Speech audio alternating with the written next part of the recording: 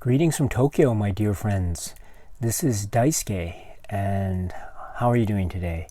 I hope things are going very well for you. I would like to take this opportunity, if I may, to answer a viewer question. This was sent to me some months back, and so I must apologize to our dear friend Joe Black for the lateness of my response. I hope you can forgive me, but I didn't forget, and I think it was a very interesting question, and so I just wanted to share it with you. Joe asks, have there been any films that you've seen or any works of art that you've experienced that have helped you become a better person? Now, this is an interesting question because Joe mentioned in his comment in question that he was into literature and he has experienced times where he was engaged with a work of literature that really pushed him to become a better person. And I thought that was quite an inspiring comment, and it was really going at the heart of what I think great works can do, great cinema can do. It can really move a person to be at a different point at the end of a film versus where he or she was at the beginning of the film. And so I find that the positive influence or the potential therefore is quite overwhelming, and it can be a really sometimes it can be quite an overwhelming experience, and other times it could be almost potentially life-changing. And so I'm completely with Joe on his question. I think it's a really great one. As far as my own personal answer to it, it's a little bit difficult because I don't know if I'm, how should I put it? I don't see myself as I see myself as being very flawed, and so and there's no false modesty here. I think no one's perfect in this world, and I, for one, am not a perfect human being. I'm a man with quite a number of flaws in my character, and I recognize them. And there are other flaws I'm sure I don't recognize and maybe other people see in me.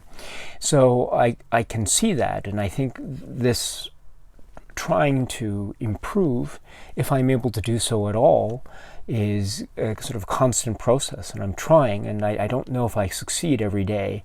Chances are I don't, but maybe that's something that I need to do to improve. But I suppose, so it's very hard for me in that respect to answer the question directly, but I suppose what I could do is, I think I could maybe answer it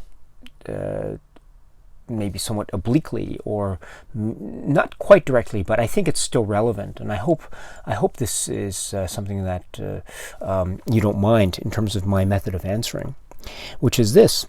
And I don't mention this in order to gain any kind of sympathy. I'm very grateful for, I've mentioned this part of my life before, and so I'm not ashamed of it or embarrassed by it, because it's something that happens. So it's perfectly okay with me, and I'm okay with things now. I'm very fine. So I don't need any sort of comments of sympathy, although I do appreciate those sentiments if you have them. But my point for sharing this is not necessarily for that. So please don't worry about that aspect of this story. But the reason why is I think it goes to Joe's question, which is, my father was he's no longer here. He passed away now some years back. And he was a very active man. He loved sports. He loved to play golf. He loved to play tennis. He loved to travel, and he was just very much enjoying his life. and he was around was 64 or 65, somewhere around that time. So he was just beginning to enjoy his early retirement years, or just starting, I think, his early retirement years, when unfortunately for everyone, and of course in particular for him, he was diagnosed with cancer. And it was it was a cancer that had seriously progressed to a very critical stage, a very significant stage. And so it was, although we had hoped that he would meet a swift and speedy recovery with all the treatments that were available, unfortunately, he was unable to conquer that opponent of cancer. So unfortunately he succumbed, and I think it was a very difficult struggle for him, and very painful. I can imagine what the pain must have been. And so it was a time, of course, where he knew what was going to happen to him. And he knew about this for, his battle with cancer, I think, was it was a good year and some change. It was quite a long time, and he was battling it up to the very end. And he was always trying to be very optimistic, but to his credit, because I think when everyone was around him was feeling down, he would be the one to try to pick everyone up and try to say, listen, this is something that I can fight. I can really fight this. And he was thinking of all sorts of ways to try to beat it. And so I think it was that positive energy that I think pushed him to do things that were very beneficial, I hope anyway, to his life. But the reason why I bring his story up is because he and I had many occasions during that time, of course, where we had to sit down and have various discussions, as you must, I suppose, in those circumstances. And so during those times, when we stopped talking about the sort of serious stuff, we would just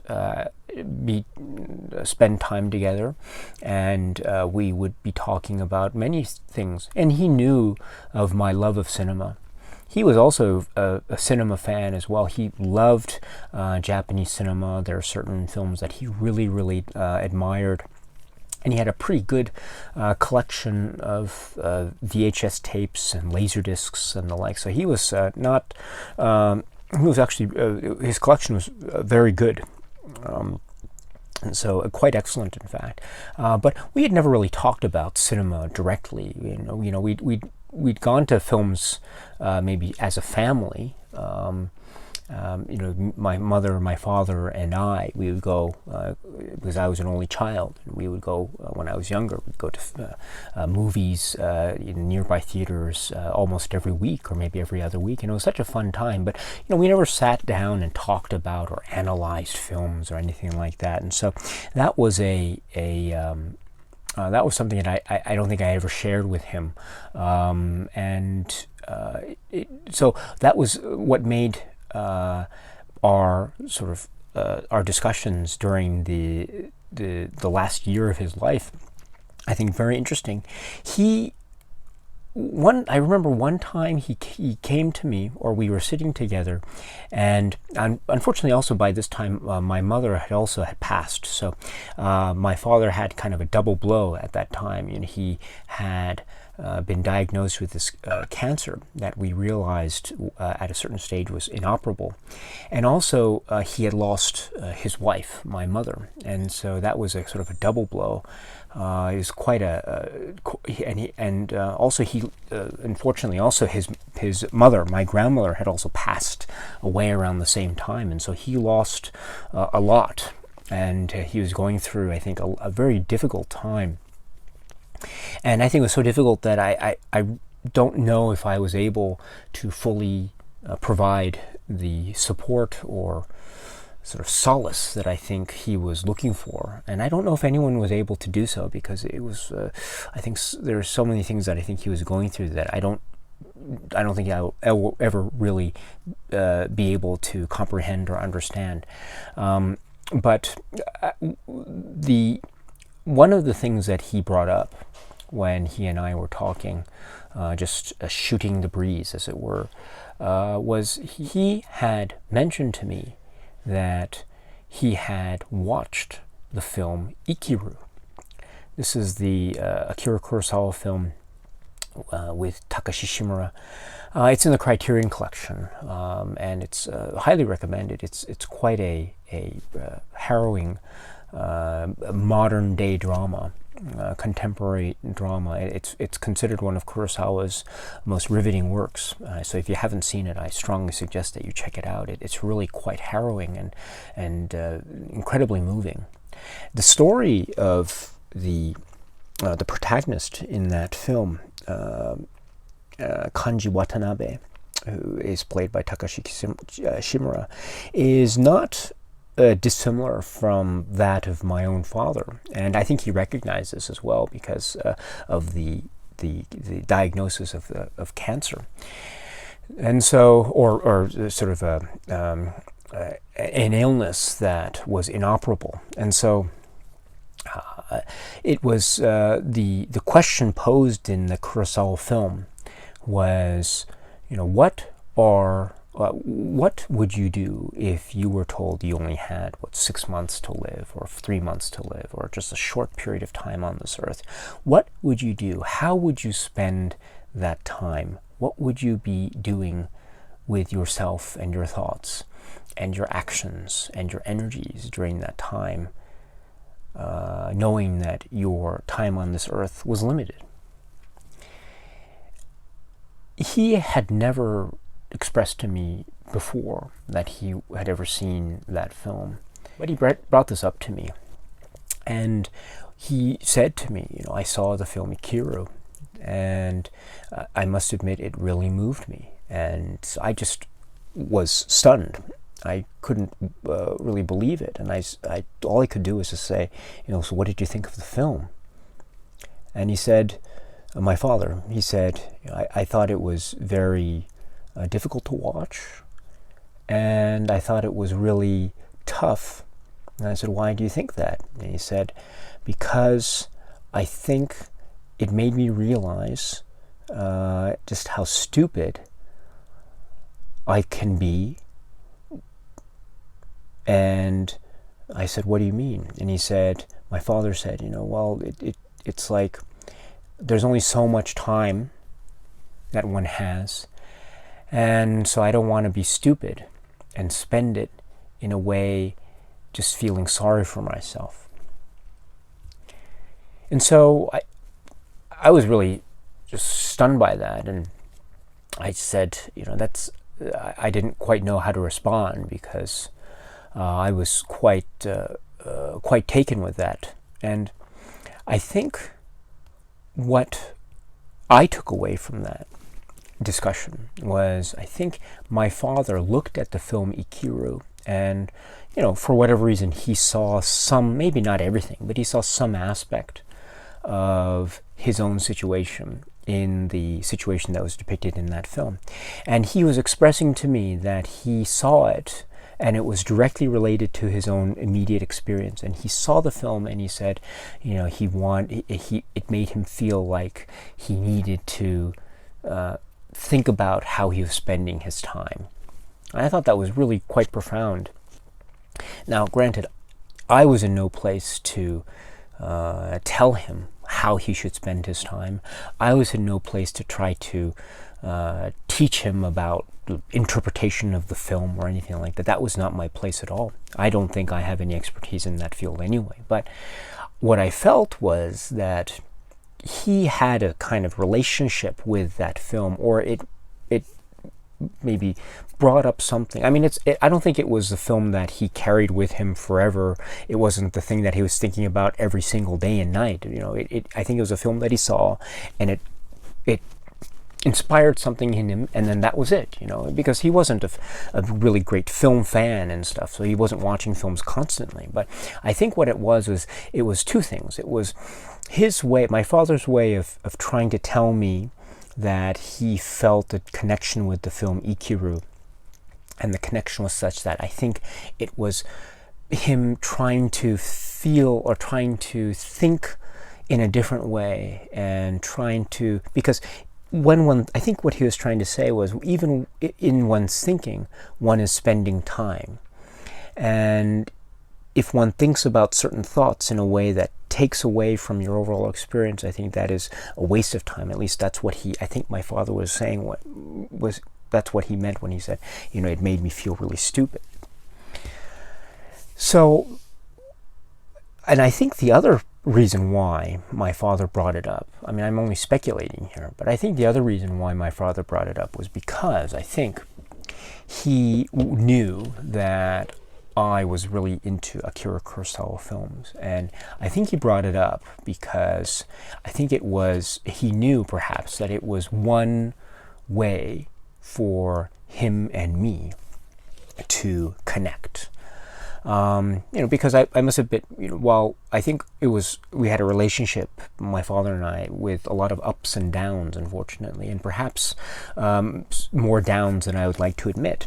And it wasn't the smoothest relationship, let me put it that way. And I don't blame him. A lot of it, I'm sure, has to do with me and my own personality and makeup. But that was the situation. But it wasn't completely bereft of any kind of connectivity whatsoever. On the contrary, I think there were moments when he really tried to reach out. And I think this was one of those moments. He was sick, and he knew he didn't have that much time. But he said, I recently saw the film Akira, so I can take from that he, in his limited time, he took whatever it was, a couple hours out of that limited time that he had, and he sat down and watched the film Akira. And I think he watched it also in part because he knew that I liked Akira Kurosawa. And therefore, I think he chose that film on purpose in order to have something to talk to me about, or to talk with me about, and to share with me. And he knew that it was something that I would respond to. And so I see also his choice in relying or watching Akira Kurosawa's Akira as being also, in many ways, I think, his attempt at, quote unquote, trying to be a better person, whatever that means, right? So I think that is, for me anyway, one of the most sort of immediate and powerful examples of how a film can really affect someone for the better. Maybe it's ephemeral, maybe it's just fleeting. It's an effect that maybe doesn't last for an eternity, and I wouldn't expect it to. But it just lasts for a little bit, and I think in the context of my father and me, I think it lasted just enough for us to make a one final connection, as it were. And it was great. It was really lovely. That was a really wonderful evening, and we had a lovely conversation. And I think that was one of the last times that my father and I really, really bonded. So